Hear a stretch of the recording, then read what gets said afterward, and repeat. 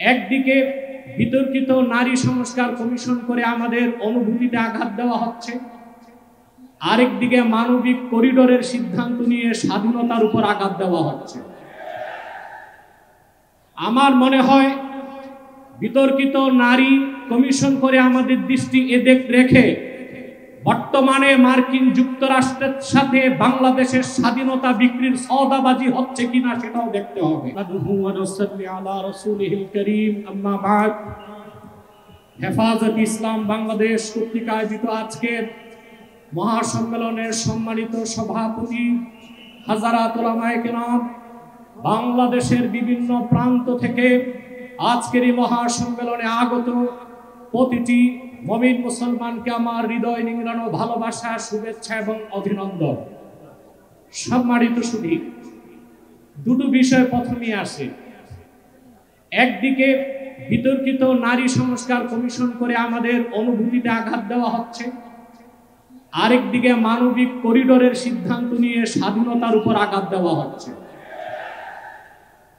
আমার মনে হয় বিতর্কিত নারী কমিশন করে আমাদের দৃষ্টি এদিকে রেখে বর্তমানে মার্কিন যুক্তরাষ্ট্রের সাথে বাংলাদেশের স্বাধীনতা বিক্রির সওদাবাজি হচ্ছে কিনা সেটাও দেখতে হবে।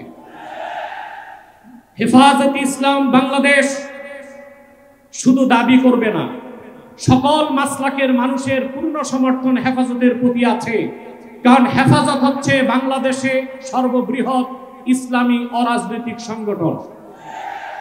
আজ আমি এই জনতার পক্ষ থেকে, বাংলাদেশের কোটি কোটি মুসলমানের পক্ষ থেকে হেফাজতের সম্মানিত আমিরের কাছে বলবো, হেফাজত রাজনীতিতে যাবে না, কিন্তু রাজনীতি নিয়ন্ত্রণ করতে হবে। 53 বছরের ইতিহাস আমাদের কলঙ্কিত।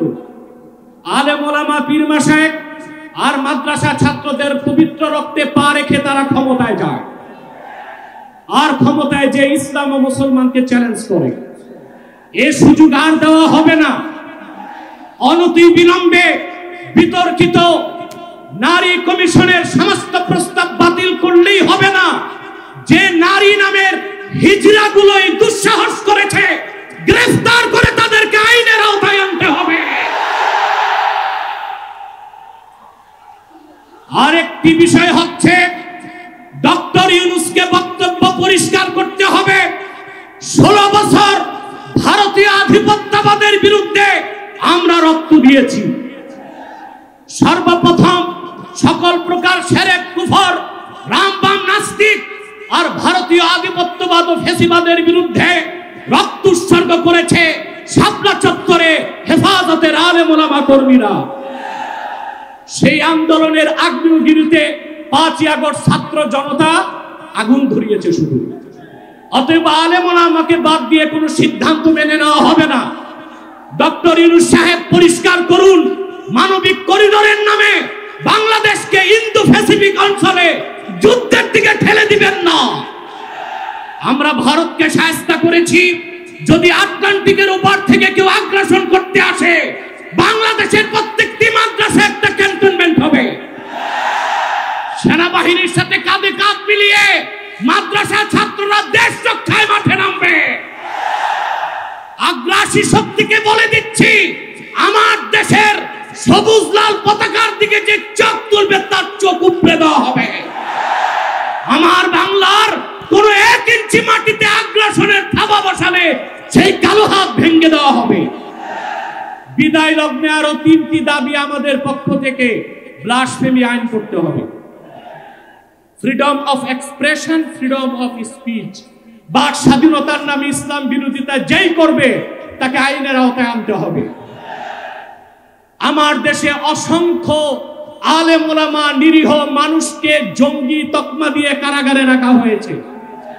যদি বাবর সাহেব মুক্তি পায়, তাহলে যে সমস্ত আলেম ওলামা জঙ্গির মামলায় ভিতরে, তারা কেন মুক্তি পাবে না? তাদের মুক্তির আগে সংস্কার না, নির্বাচন হতে দেওয়া হবে না বাংলাদেশে। আমার 7ম দাবি, হেফাজতের পক্ষেই বাংলাদেশের সমস্ত মাসলাককে এক প্ল্যাটফর্মে আনা সম্ভব একটি দাবি আদায়ের লক্ষ্যে। সেটা হচ্ছে বাংলাদেশে কাদিয়ানীদেরকে অবশ্যই অমুসলিম ঘোষণা করতে হবে। হেফাজত যদি ডাক দেয়, তাহরিকে খাতমে নবুয়্বত সারা বাংলাদেশের মাসলাক আসবে। আমরা কাদিয়ানীদের মুসলিম ঘোষণার দাবি আদায়ে যদি জান ও মাল দিতে হয়, কারা কারা প্রস্তুত আছি? ওয়া আখির দাওয়ানা আনিল হামদুলিল্লাহি রাব্বিল আলামিন। ওয়াসসালামু আলাইকুম ওয়া রাহমাতুল্লাহি তাআলা ওয়া বারাকাতুহু।